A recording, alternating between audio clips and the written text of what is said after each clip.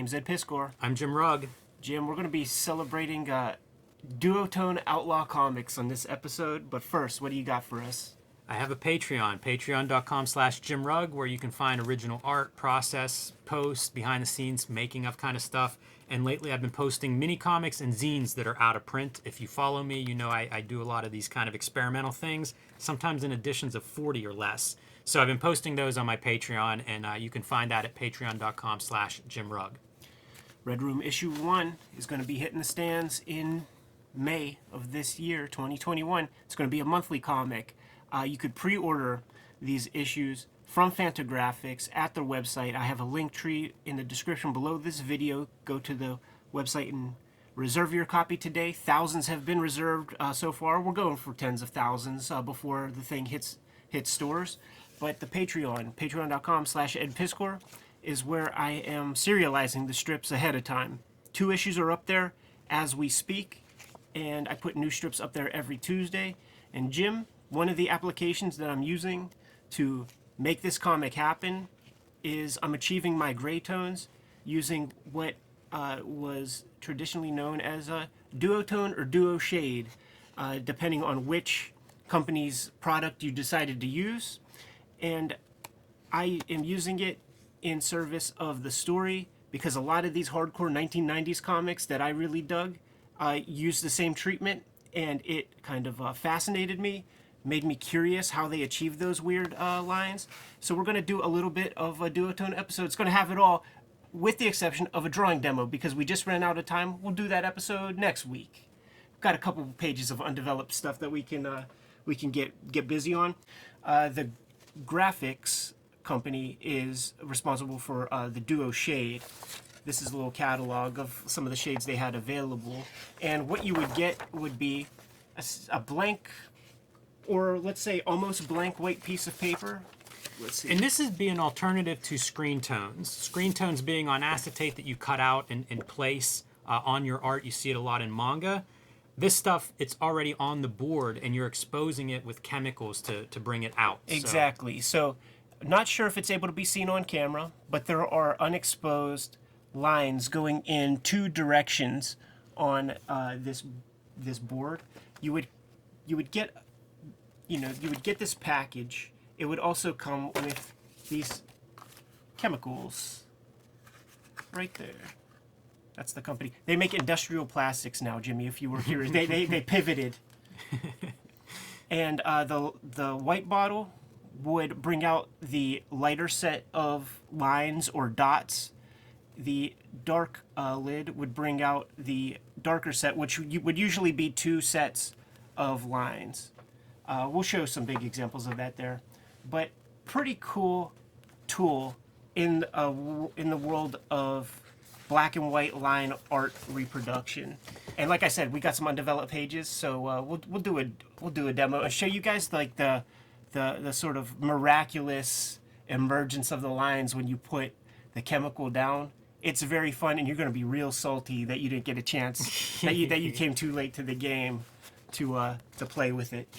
But one of the big differences between, say, the screen tone applications in this is you can almost get a little bit more of a painting wash kind of texture with this stuff, and certainly more detail. I mean, in some cases you can even do the same as inking, where like you feather things and get to draw a little bit in this process as opposed to cutting out screens. For sure. So in the 80s, you would see a lot of that applied in like role-playing game guidebooks and stuff, but it started to creep into comics hot and heavy in the 60s even.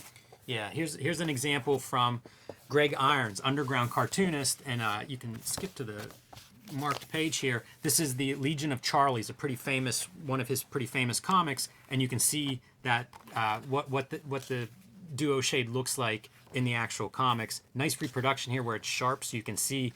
This is your example of the 2 colors. This is one exposure, that's like your lighter version, and when you hit it with the second one, that's your crisscrossing lines to create a second tone, a darker tone. Yeah, there are several ways to play with the material when it comes to putting it down on your art. You have to think Steve Bissette when you see this, right? Oh, yeah. In terms of influence, but you could use duotone or DUOSHADE as shading. you know, light source. You could use it as color, like the suit color here. And you could use it for special effect, kind of like these backgrounds. And we'll show a bunch of examples of that. So just keep that in mind. Even drawing, you know, if you look at like that Washington Monument, no holding lines, that's all just drawn into the duo shade. Yeah, gun bursts and all that stuff. Very sexy. And we have a lot of examples. So this will be a run through of some of our core favorite Outlaw comic applications of duotone. It definitely appears in a lot of Outlaw comics for some whatever reason. It seems like it spoke the right language.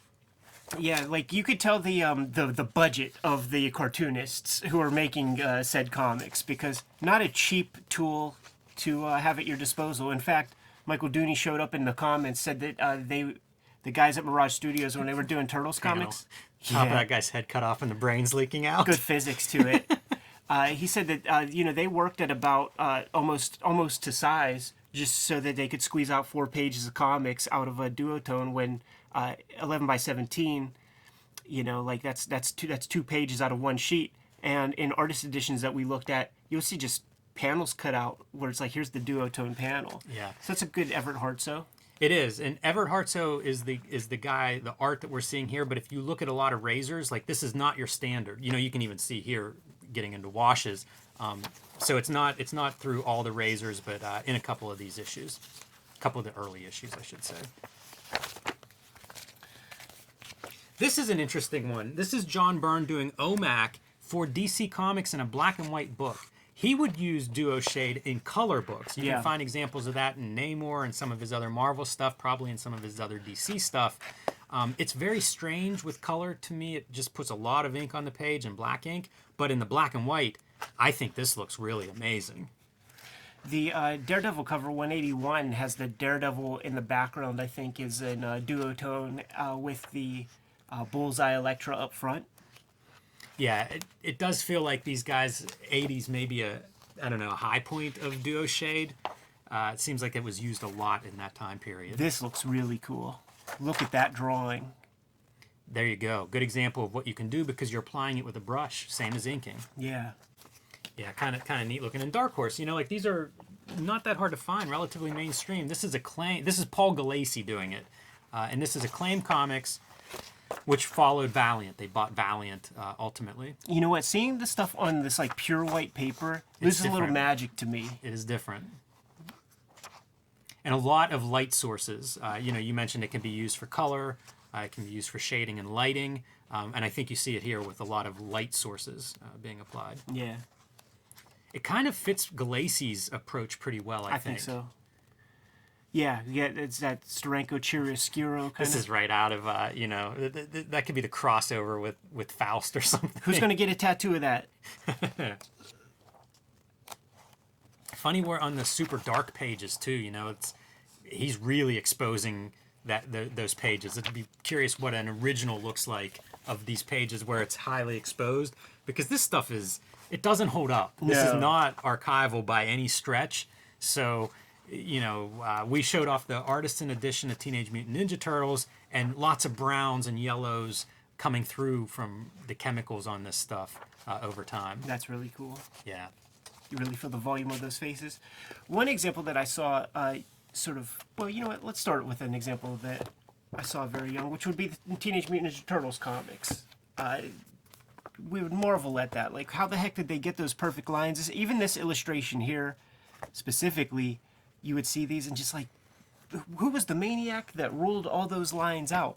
But I flagged a couple things because you get your regular approach. This is probably, I think, Michael Dooney doing a version. We showed off the Artisan edition Teenage Mutant Ninja Turtles, but what I have flagged here is the here's cool effect, little snow effect, and this is spattered duotone, and this is spattered like white paint or something over top of it.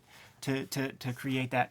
So we're going to take a look at the issues of the Return to New York storyline that are inked by Eric Talbot, who is one of the crown jewels of Outlaw Comics. And you're going to see some cool stuff in a second that directly influences Kevin Eastman's treatment of the This is material. interesting. This is like a blow up, a good show off for the video where you can actually see those lines in enhancement a little bit for whatever reason. Could be to save money in a 2-page spread. Let's just blow that up instead of using 2 very expensive pieces of paper. Yeah, there's an aesthetic approach to that too, because this is a treatment that was done in Ronin. I was gonna say Ronin, yeah. Yeah, same deal with the duotone. But are you ready to see some balls to the walls? Yeah, man. Freaking ink slinging. Jeez. Look at that Triceraton head. What do we have here? We got duotone all over the place. We have spatter of white media. We have splatter of white media, then black media, then white media again. Yeah, that's a lot to take in. Yeah. Wow. And he's just relentless. Like, he got hold of that tool, not judicious about it. Yeah, whatsoever. not at all. Very bold. The splatter effects, the little brush pieces and the edges. Here's some more of that white paint splatter effects. He's really doing a lot. Yeah. Hey, go back one. This is interesting to me. That's almost an airbrush-like effect, and I don't know that I see that anywhere else. Right. And I wonder if you're exposing it and then going in with a white airbrush to get those softer edges.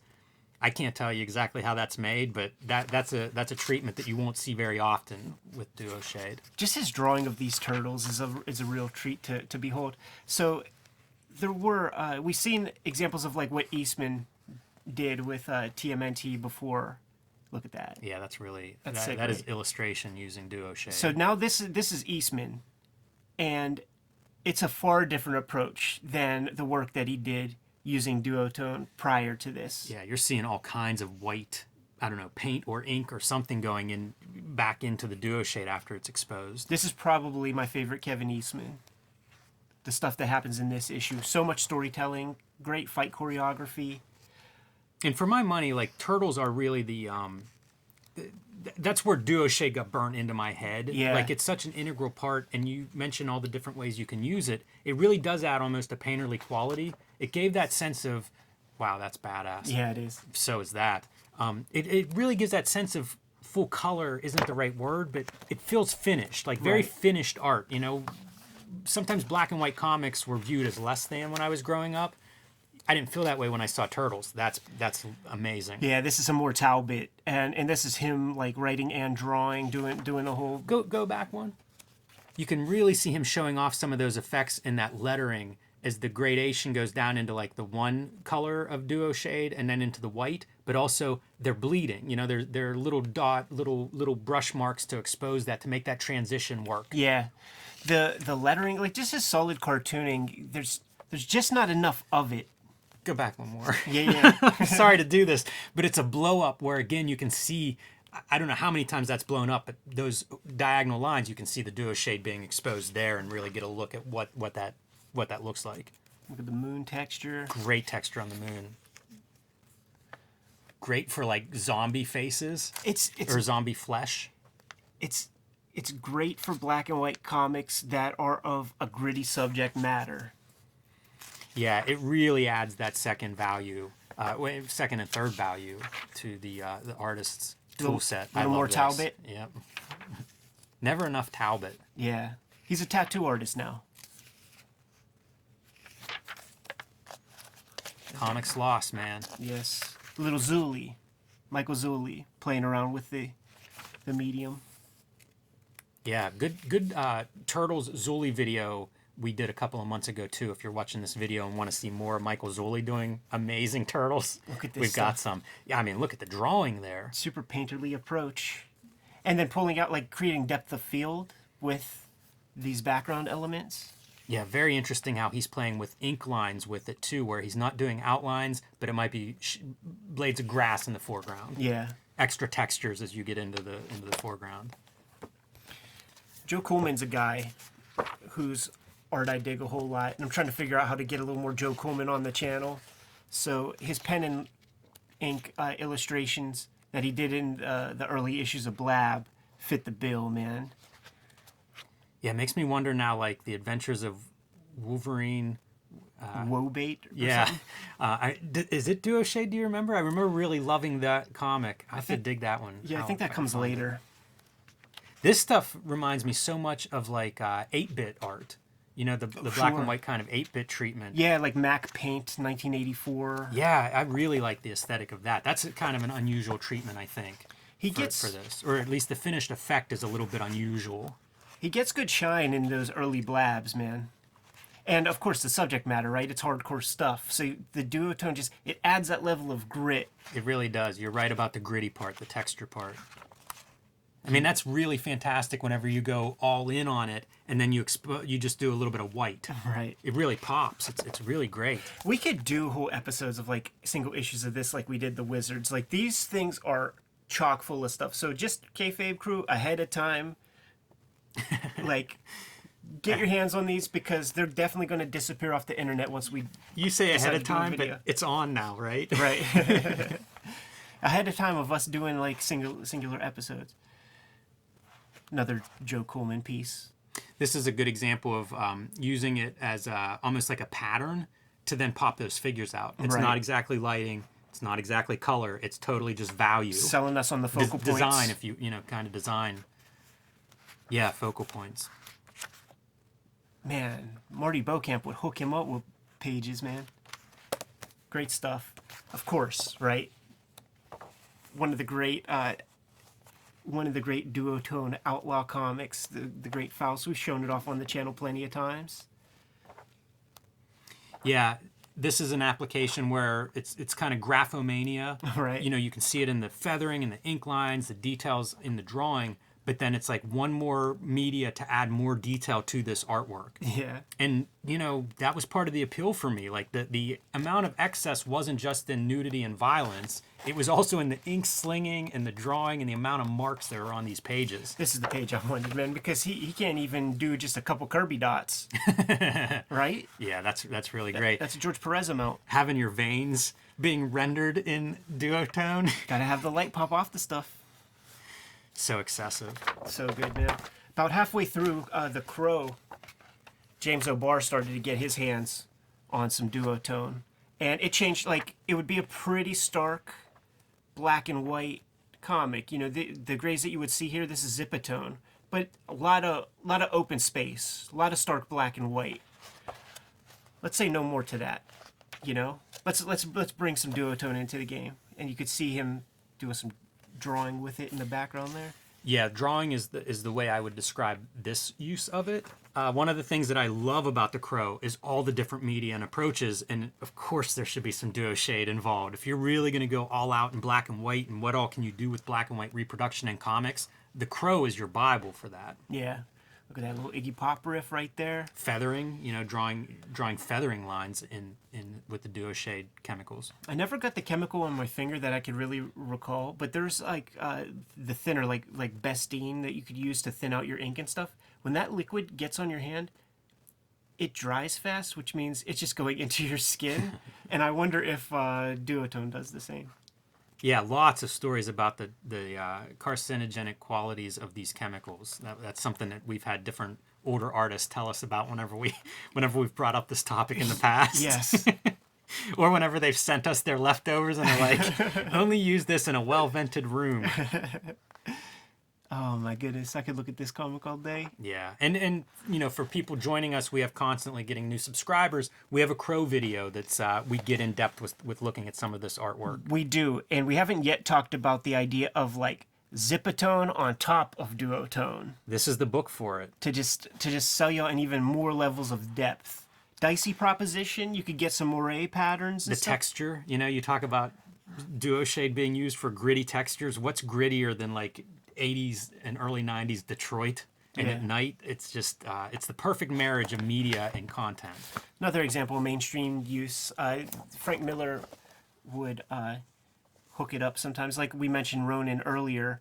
But his application would be just like so dirty. I think he was very much in demand at this point, and had yet another job that he had to churn out. So he's hitting it with a little bit of speed. So these like covers, and these front pieces and back pieces. Here's your example of like some color on top of it. But this is a different kind. This isn't your traditional 4-color. You know, it's on Baxter paper or something.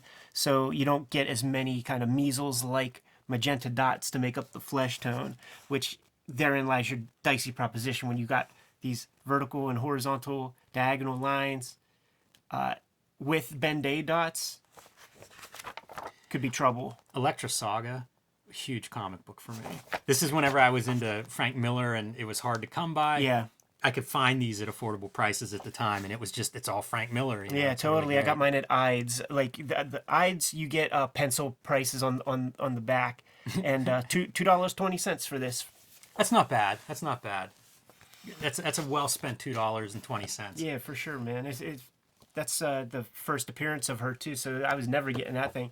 Now let's look at like one of the real sexy What a masterpiece of this. interpretation, and it's Tim Bradstreet. Like when I discovered Tim Bradstreet's work at the Pittsburgh Comic Con, he was a frequent guest. It was on the strength of his role-playing game works, where he's using posed models, but just drawing vampires. Put some fangs on your friend or whatever, and that might be one of the first places that I really noticed the duotone stuff, and to discover Dragon Chang, where he's working with Tim Truman, and there's a comic full of him playing around with it. There's so many cool effects he gets. Yeah, some of the sky stuff, clouds. There are all these really. There's a great range of use. Yeah, that's Reflection. a spectacular example. But even like the little bit of cloud, sky being the DUOSHADE exposed parts. This is a fantastic comic. We've done videos on this. We did a video interview with Tim Truman. So these are all videos. By all means, go seek these out if you're digging one particular part here. But this is one of those where I was saying Turtles, it feels finished. Yeah. Like this to me, it's masterpiece level cartooning, and it has this finished quality. And I think a lot of that is the DUOSHADE. It really gives that extra polish on top. And it's funny to say polish because this is one of those gritty examples. Maybe it has to be gritty if you're using DUOSHADE. I can't think of an example that isn't. But it's such a finish. It's such a finish, I guess is the right word for it. Look, snow. Snow on top of it. Beautiful. I'm going to give you a more elegant example of that's not really Outlaw Comics, and we'll talk Buzz Sawyer, Roy Crane. He's using it, and just imagine the constraints of the daily comic strip, right? Where this thing, you don't know what size your stuff's going to be printed at. These dots, these lines could get so close to the point that they're almost black. Also, the engravers would dictate that by how much they expose the plates. Right. It's a lot of variables that could make your strip look extra crappy, and Fantagraphics did a good collection. His name would come up in my duotone archaeology as being like one of the great examples, and you could see stuff like this, just on a daily basis, churning out these strips and finding a million beautiful uses. Okay, hang on here. This is interesting. So you're seeing two different values. Like this is a good example where you can see two different values, and you can see it in here. The lines all go the same way. So like the darker value is just a thicker line. Usually they're crisscrossing. This is a weird sheet. I can't tell if there's a crisscross here. No crisscross on any of these. So we keep using the term duotone, but there is monotone, like that these companies would make too. They wouldn't always have the lines go in the same direction. So I don't know what this is, but this is not this. It's like he ran out of something, because these go both directions. These ones do. I can't get close enough to that one. I don't want to get my head all in there. Like, you'd be able to tell. But he's spending a fortune on a daily strip with this stuff. I flagged just a couple beautiful examples. Yeah, there's some really good stuff. The water is where you get to see the drawing, and it really shines. Yeah, this kind of stuff. All of it. All of the water is so nice. Look at the reflection in this. It's a different texture of water. Yeah, these guys were masters. I like this right here. Mm-hmm. Just that little piece. And then I think there's like, oh yeah, there it is right there. Repeated it, man. It's incredible. So much good like depth effects. That's a pretty raw use of it. I pulled this one for you because it's a silhouette, but Love it's it. like got all this drawing. So rich. I love that the silhouette is repeated in the reflection in the zip. Smart cartooning, smart, very observant stuff. And look at that black water. But, you know, that feels like straight out of Indiana Jones or something. Anyhow, so like a couple years back, shouts to Greg Benton. He sent me maybe 8 pages, 4 big sheets Yes. that could be cut down into 11 by 17 comic pages. And I was chomping at the bit, Jim, because of course the instinct is, well, I'll make an 8-page strip, right? But they don't make this anymore, Jim. They don't make this stuff anymore. And he had some connection. He did some kind of rain dance and came across this stuff. So what I opted to do, and I'm using this on Red Room because I want to try to retain that grit, is I just developed full 11 by 17 sheets of this stuff with several applications of each chemical to create different sets of sheets. So there's like 3 of the light value, 3 of the dark value. You can see already kind of how corrosive this stuff is from just a couple of years. Like, this was not exposed to any light. You know, this is put away. In fact, I had these pieces of paper underneath some heavy stuff to try to make sure that they didn't bow when I scanned them. Yeah, it looks like it's lifting from the page beneath it, the backs of some of these. Yeah. So what I did was I created these textures that I then scanned in. You could achieve an approximation of like the lines and stuff digitally, but it's too perfect. And I wanted these kind of brush strokes to show up because that's the organic part that we were talking about with the kind of grit of those all the comics that we just looked at today.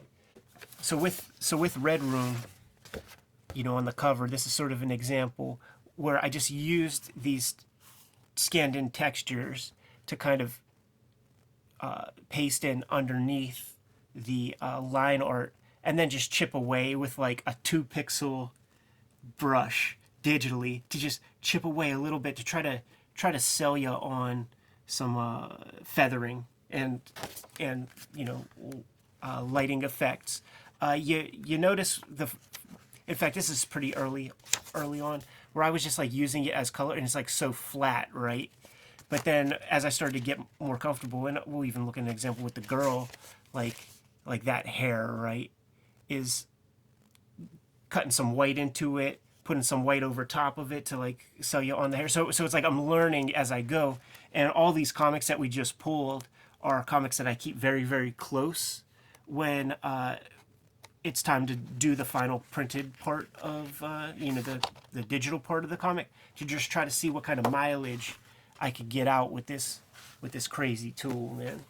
We have more practical examples of Joe Visual's work. Tim's brother did a comic called Dog, 3 issues, and was selling pages pretty cheap on eBay not too long ago.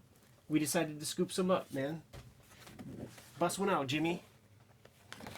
Let's look at it this way because we're going to be lazy and not move the camera.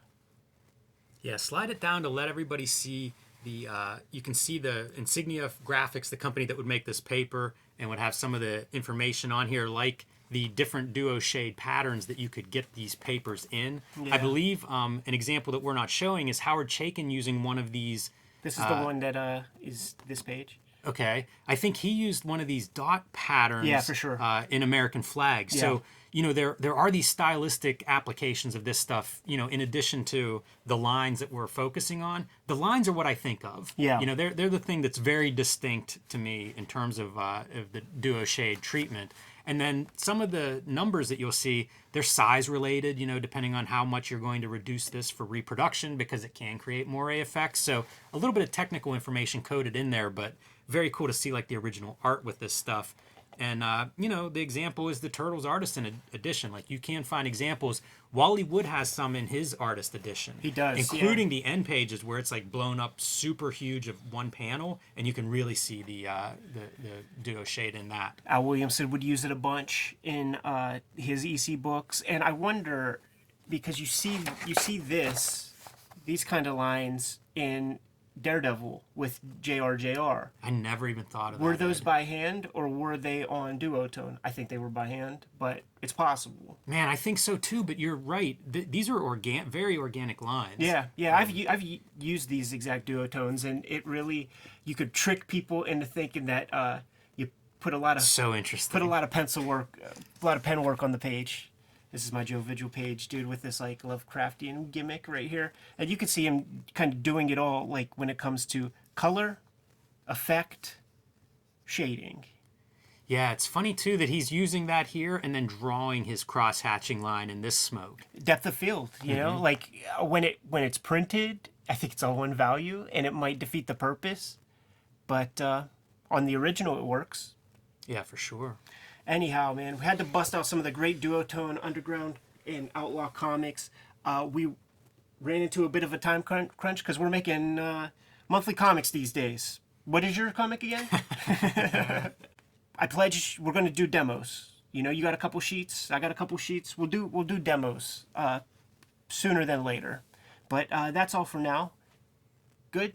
Yep. Kayfabers, like, follow, subscribe to the YouTube channel. Hit the bell. We'll notify you when new vids are available. What do you got, Jimmy? Follow me at patreon.com/Jimrug to see original art, process posts, out-of-print zines, and mini comics. Patreon.com/Jimrug. Red Room issue 1, gonna hit the stands May 2021. Gonna be a monthly comic. First issue, 64 pages, self-contained.